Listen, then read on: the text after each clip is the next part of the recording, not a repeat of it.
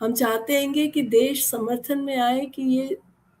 मतलब United Nations के charter में है कि आप डेमोक्रेटिक हो, आप नहीं हो, आप जैसे भी हो, आपकी सॉवरेनिटी, आपका अधिकार है। और इसके लिए सारे देश साथ में आए और सारे देश की जनता साथ में आए, क्योंकि सब लोग समझने लगे कि ऐसा नहीं हो सकता और इसका यही एक सोल्यूशन हो सकता है। इसका सोल्यूशन युद्ध से तो नहीं ही हो सकता। और दूसरी बात ये जो न्यूक्लियर वॉर की, ईरान तब निगोशिएट करने गया था जब इन्होंने बॉम्ब मारे, जी जी बिल्कुल, और निगोशिएट करने के लिए बुलाया था। तो जिस तरह से इन्होंने सद्दाम हुसैन पे झूठा आरोप लगाया कि तुम्हारे पास में वेपन्स ऑफ डिस्ट्रक्शन है, जिस तरह से इन्होंने मदुरो को बोला कि तुम ड्रग ट्रैफिकिंग करते हो, कर रहे उसी तरीके से गद्दाफी गद्दाफी को भी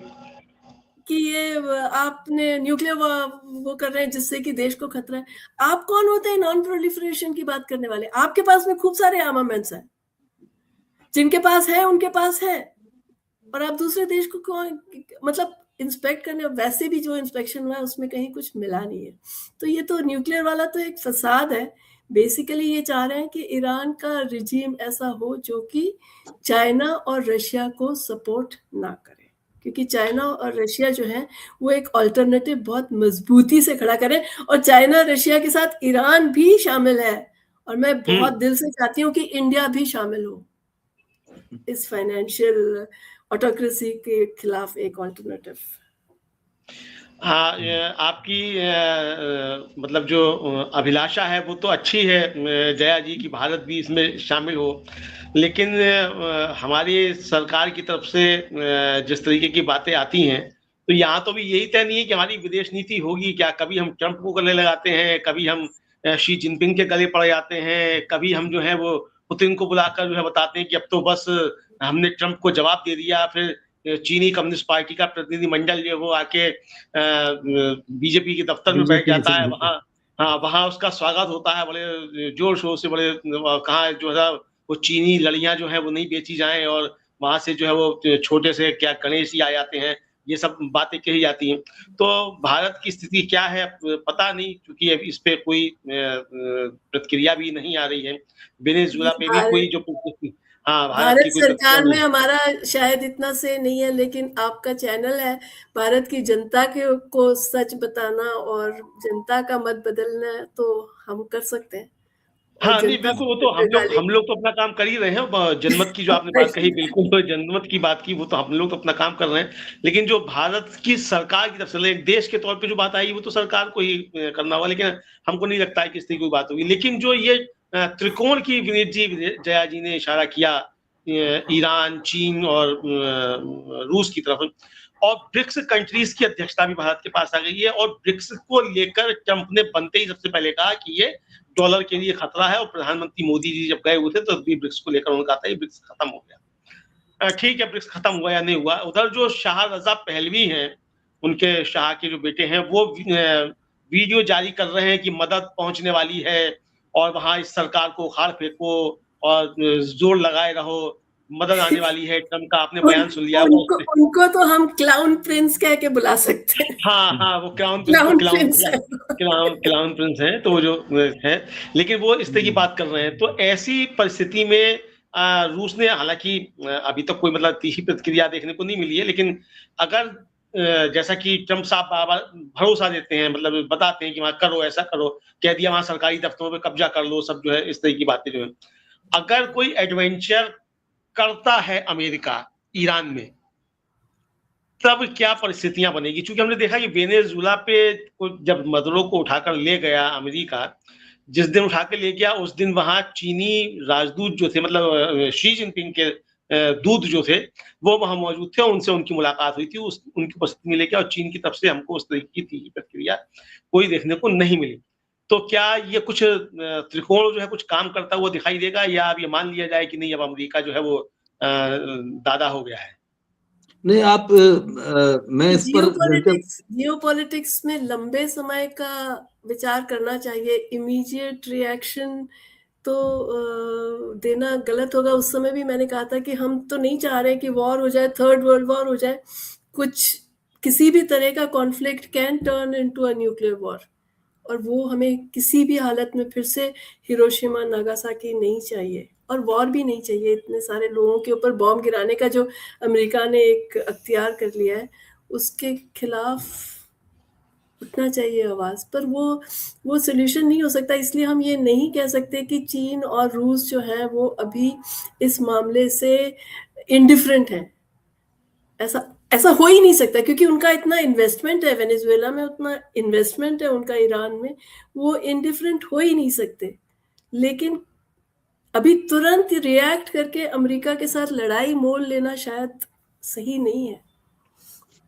ये बात मैं भी एक बताना चाहता हूँ, और इसमें मैं केवल ये जोड़ना चाहता हूँ कि जियोपॉलिटिक्स में जब हम इस त्रिकोण को याद कर रहे हैं तो ये भी याद करें कि ईरान से लगी हुई सीमाएं एक जमाने में जो अमेरिका के गढ़ हुआ करते थे, जिसमें पाकिस्तान भी था और अफगानिस्तान भी था, और तालिबानियों के बूते भी उनका एक बहुत बड़ा बेस रहता था वहां पर कि ईरान के साथ में वो निपट सकते थे। लेकिन अभी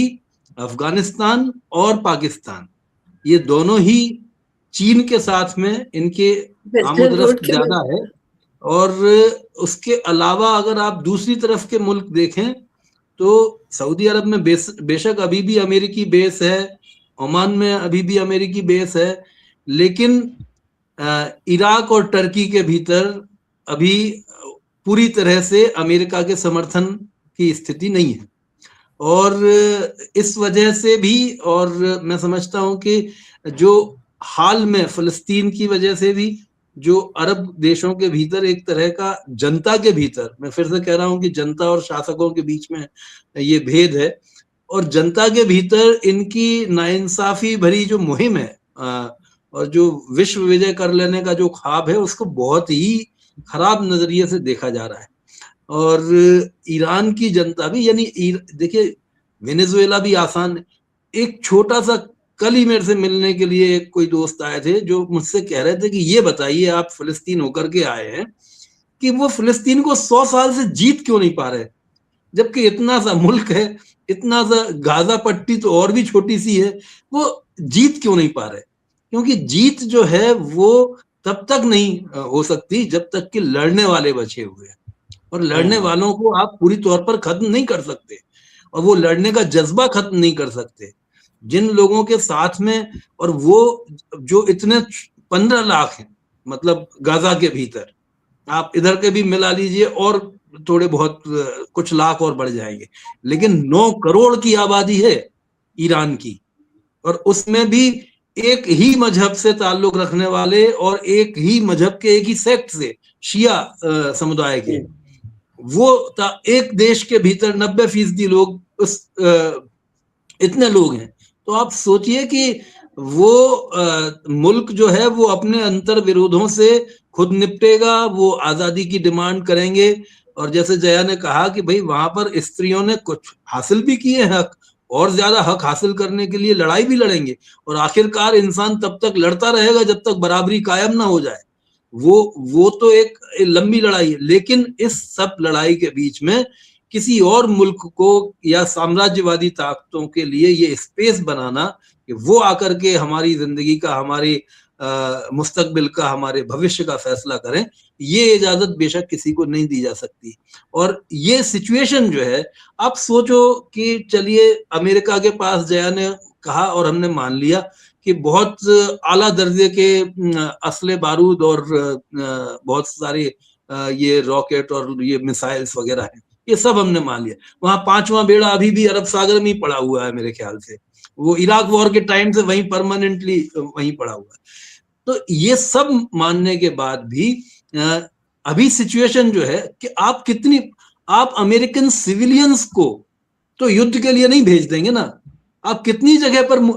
आप अगर 1857 को याद करो, जो इरफान हबीब का एक, जया नहीं मुझे सुनाया था कि 1857 में जो हमारा विद्रोह हुआ था भारत के भीतर, उसकी वजह यह थी कि हम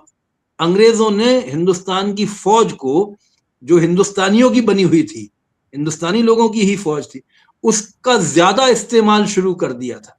जब आप फौज को जरूरत से ज्यादा इस्तेमाल करते हैं तो वो बेकाबू हो जाती है, उसके भीतर असंतोष फैलता है और फौज के भीतर भी विद्रोह पनप जाता है। और ये लालसा भी जग जाती है कि जब हमारी बल पे होना है तो हम ही कब्जा क्यों ना कर लें। हाँ, तो इसमें फौज भी इनको पलट सकती है, इनका तख्ता पलट फौज भी कर सकती है कि तो ये सारे अंतर्विरोध इसके भीतर से उठेंगे। और जो अगर रूस और चीन ने, ये बात सच है कि जो अमन पसंद ताकतें हैं उन्हें कमजोर माना जाता है, क्योंकि वो पलटवार करते वक्त इस तरह का एडवेंचरिज्म नहीं करना चाहती जिससे तमाम दूसरे लोगों की जिंदगी खतरे में पड़ जाए। बिल्कुल। ट्रम्प के कंसिडरेशन में अगर 1% लोग होंगे दुनिया के, तो मैं समझता हूं कि चीन का तो अगर अपने मुल्क की ही आबादी को वो कंसीडर कर ले तो वही दुनिया की बहुत बड़ा हिस्सा है। तो मेरा ये सोचना है कि जो लोग अभी तक खामोश बैठे हैं, कई लोग पूछते हैं क्यों नहीं कर रहा भाई, रूस क्यों नहीं कर रहा कुछ, चीन क्यों नहीं कर रहा, इस उकसावे से बचने के लिए बहुत संयम की जरूरत है। खासतौर से जब आपके पास में मतलब मैं समझता हूं कि शायद इस मौके पर किम इल सुंग की जो छवि बनी हुई है दुनिया के सामने कि ये दूसरे ट्रम्प हैं, ये भी सनकी हैं, नॉर्थ कोरिया के DPRK के जो हैं, उनकी छवि को भी इस वक्त बदलने के, इस पर पुनर्विचार करना चाहिए। अगर वो सनकी होते तो वो अभी तक चला चुके होते, लेकिन वो भी विश्व को, सारी दुनिया को विश्व युद्ध में नहीं झोंकना चाहता है, इसलिए वो भी डिप्लोमेसी के जरिए, वार्ताओं के जरिए और रणनीतियों के जरिए इसका हल निकालना चाहता है कि ये कहीं थमे। और सबसे बड़ी बात यह कि साम्राज्य, जब मतलब ये कुछ दिन पहले ही मैंने कहीं पढ़ा था या सुना था, लेकिन ये वाक्य मुझे बहुत अपीलिंग लगा और हमें इसको कोशिश करनी चाहिए कि हम इस वाक्य को सुधार सकें, इसमें कुछ इसकी तीक्ष्णता में कमी ला सकें। वाक्य ये है कि जब साम्राज्य ढहते हैं तो वो आसानी से नहीं ढहते, वो बहुत तबाही मचा करके ढहते हैं, वो इत्मीनान से नहीं खत्म होते हैं। तो जो भी दूसरी व्यवस्था आकार लेती है वो तब तक बहुत तबाही और बहुत, हम जानते हैं पहले विश्व युद्ध के बाद, दूसरे विश्व युद्ध के बाद, तो उसमें मैं ये सोचता हूं कि दुनिया की सारी अमन पसंद ताकतों को केवल अमन की अपील के साथ ही नहीं, बल्कि दुनिया की वैकल्पिक व्यवस्था को भी कैसे बेहतरी के लिए गढ़ना है, इसकी तैयारी रख करके, क्योंकि ये अमेरिकी साम्राज्य की और यूरोप की, ये हम अपने जीवन में देखेंगे, ये उनके इन साम्राज्यों की खत्म होने का दौर है। और मैं उम्मीद करता हूं कि हम अपने जीते जी ही ये भी देखेंगे कि हम इंसानियत की बेहतर व्यवस्थाओं में जा सकें और ऐसी व्यवस्थाओं से बाहर आ सकेंगे जहां पर केवल एक चुनाव और ज्यादा पार्टियां चुनाव लड़ लेती, केवल उसको लोकतंत्र ना कहा जाए। लोकतंत्र का मतलब लोगों का दिमाग खुला हो, उनके पास आजादी हो, काम करने की, जीने की, प्यार करने की, रहने की, वो सब आजादियां हो, रोजगार की आजादी हो, वो लोकतंत्र बने। ये अमेरिकी लोकतंत्र और भारत का लोकतंत्र जिसको ये कहते हैं कि भाई यही लोकतंत्र है, ऐसे लोकतंत्र से बेहतर लोकतंत्र हमें चाहिए। जो मुक्तिबोध ने कहा था कि हमें सब कुछ